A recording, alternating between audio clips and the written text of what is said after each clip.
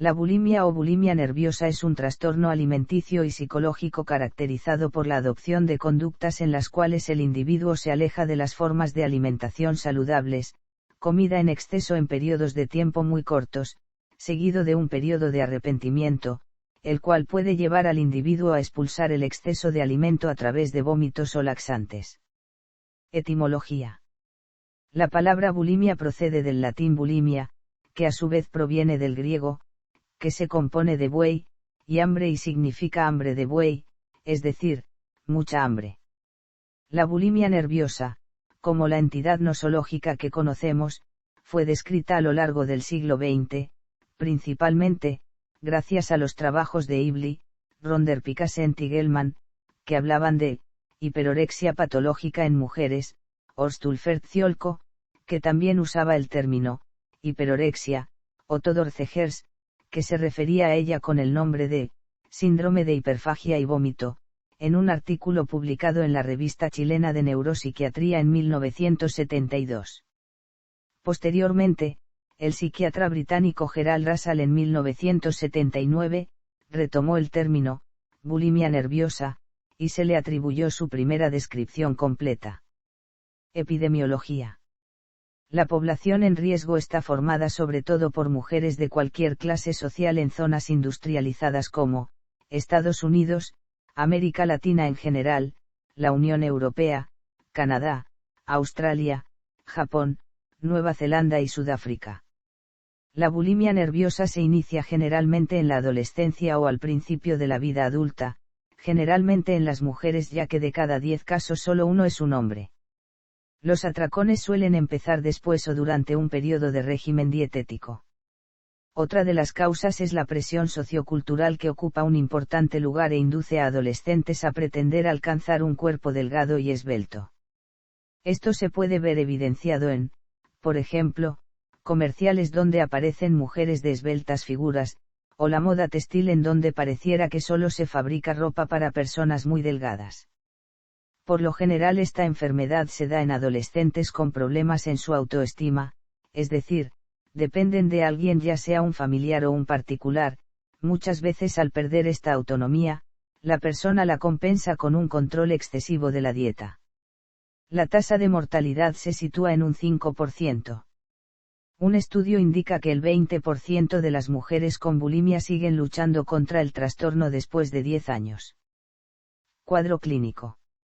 Una de sus características esenciales consiste en que la persona sufre episodios de atracones compulsivos, seguidos de un gran sentimiento de culpabilidad, sensación de angustia y pérdida de control mental por haber comido en exceso. Suele alternarse con episodios de ayuno o de muy poca ingesta de alimentos, pero al poco tiempo vuelven a surgir episodios de ingestas compulsivas. Un atracón consiste en ingerir en un tiempo inferior a 2 horas una cantidad de comida muy superior a la que la mayoría de individuos comerían. Otra característica esencial de este trastorno la constituyen las conductas compensatorias inapropiadas para evitar la ganancia de peso. Muchos individuos usan diferentes medios para intentar compensar los atracones, el más habitual es la provocación del vómito. Este método de purga lo emplean el 80 a 90% de los sujetos que acuden a centros clínicos para recibir tratamiento. Los efectos inmediatos de vomitar consisten en la desaparición inmediata del malestar físico y la disminución del miedo a ganar peso.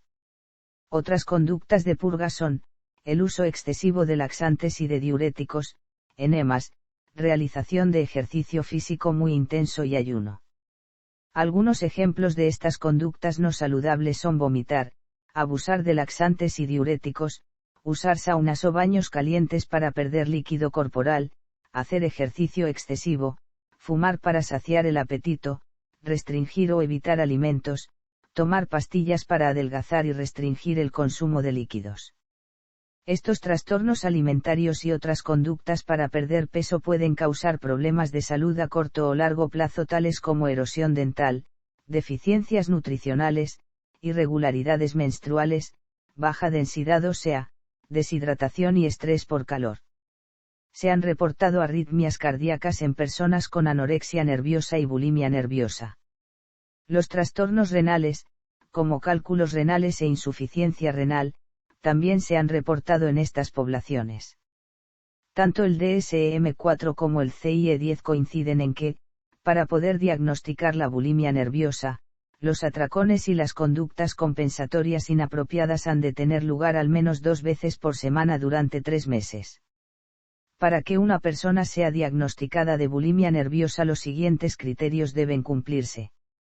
A presencia de atracones recurrentes. Un atracón se caracteriza por ingesta de alimento en un corto espacio de tiempo en cantidad superior a la que la mayoría de las personas ingerirían en un periodo de tiempo similar y en las mismas circunstancias. Sensación de pérdida de control sobre la ingesta del alimento. B. Conductas compensatorias inapropiadas, de manera repetida, con el fin de no ganar peso, como son provocación del vómito, uso excesivo de laxantes, diuréticos, enemas u otros fármacos, ayuno, y ejercicio excesivo. C. Los atracones y las conductas compensatorias inapropiadas tienen lugar, como promedio, al menos 2 veces a la semana durante un periodo de 3 meses. D. La autoevaluación está exageradamente influida por el peso y la silueta corporal. S. La alteración no aparece exclusivamente en el transcurso de la anorexia nerviosa en función del tipo de purga que utilizan para compensar el atracón. Tenemos tipo purgativo, cuando se utiliza como conducta compensatoria el vómito, los laxantes, los diuréticos, enemas, jarabe de ipecacuana o incluso la teniasis, para eliminar lo más pronto posible el alimento del organismo. Tipo no purgativo, entre el 6% y el 8% de los casos de bulimia se llevan a cabo otras conductas compensatorias, como el ejercicio físico intenso, no hacer nada o ayunar mucho. Es un método menos efectivo para contrarrestar y deshacerse de las calorías. El tipo no purgativo se da solo en, aproximadamente, el 6%-8% de los casos de bulimia, ya que es un método menos efectivo de eliminar del organismo un número tan elevado de calorías. Este tipo de bulimia suele presentarse también en quienes presentan el tipo purgativo, pero es una forma secundaria de control del peso. Comorbilidad. Problemas psicológicos. La bulimia suele presentarse junto con un fuerte sentimiento de inseguridad emocional y con problemas graves en la autoestima, en relación directa con el peso o con la imagen corporal. Es frecuente que las personas con bulimia provengan de familias disfuncionales. Muchas de estas personas presentan incluso alexitimia, es decir, la incapacidad de experimentar y expresar las emociones de manera consciente. Trastornos de personalidad. Distintos autores han encontrado relación entre la bulimia y la coexistencia de distintos trastornos de personalidad, con un porcentaje que oscila entre el 27-84% de los casos. Los pacientes con conductas purgativas parecen tener mayor incidencia de comorbilidad.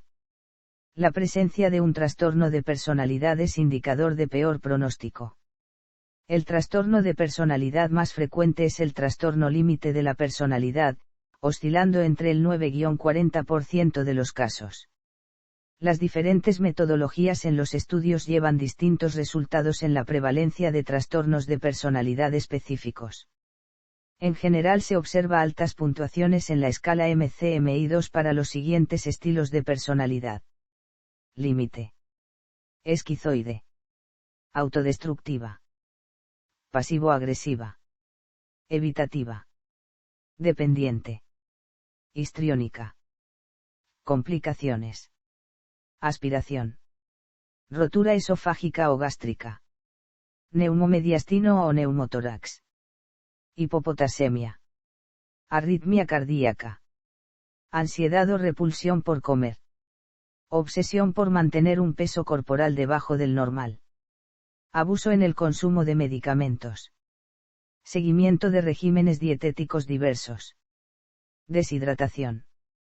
Alteraciones menstruales y amenorrea, esterilidad. Incremento y reducción bruscos de peso, desestabilidad en el peso. Aumento en la frecuencia de caries dentales. Aumento del tamaño de las glándulas salivales e infección de estas. Pérdida de cabello. Desmayos muy frecuentes, mareos. Heridas de la mucosa bucal. Alteración o pérdida esmalte dental. Dolores de cabeza y migraña. Dolores en la garganta. Piel seca. Debilidad en las piernas. Disfonía. Tratamiento. El tratamiento es más eficaz en las primeras fases del proceso de este trastorno, pero, dado que la bulimia suele esconderse fácilmente, el diagnóstico y el tratamiento no suelen presentarse solo hasta que este problema ya se ha convertido en un ingrediente permanente en la vida del paciente. En el pasado, las personas con bulimia eran hospitalizadas con objeto de poner fin al patrón de atracones y purgas, y se le daba de alta en cuanto los síntomas habían desaparecido.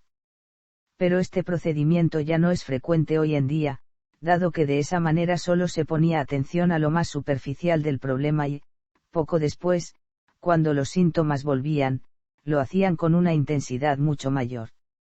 Varios centros de tratamiento en instituciones ofrecen apoyo a largo plazo, consejería e interrupción de los síntomas.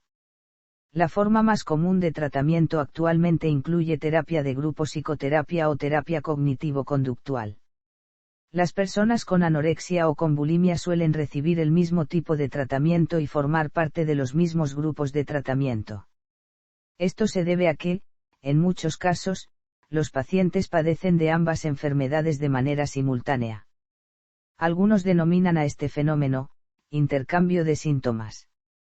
Estas formas de terapia se centran tanto en los síntomas que llevan al individuo a presentar estos comportamientos, como en los síntomas relacionados con la alimentación. Además, los psiquiatras suelen recetar antidepresivos o antipsicóticos.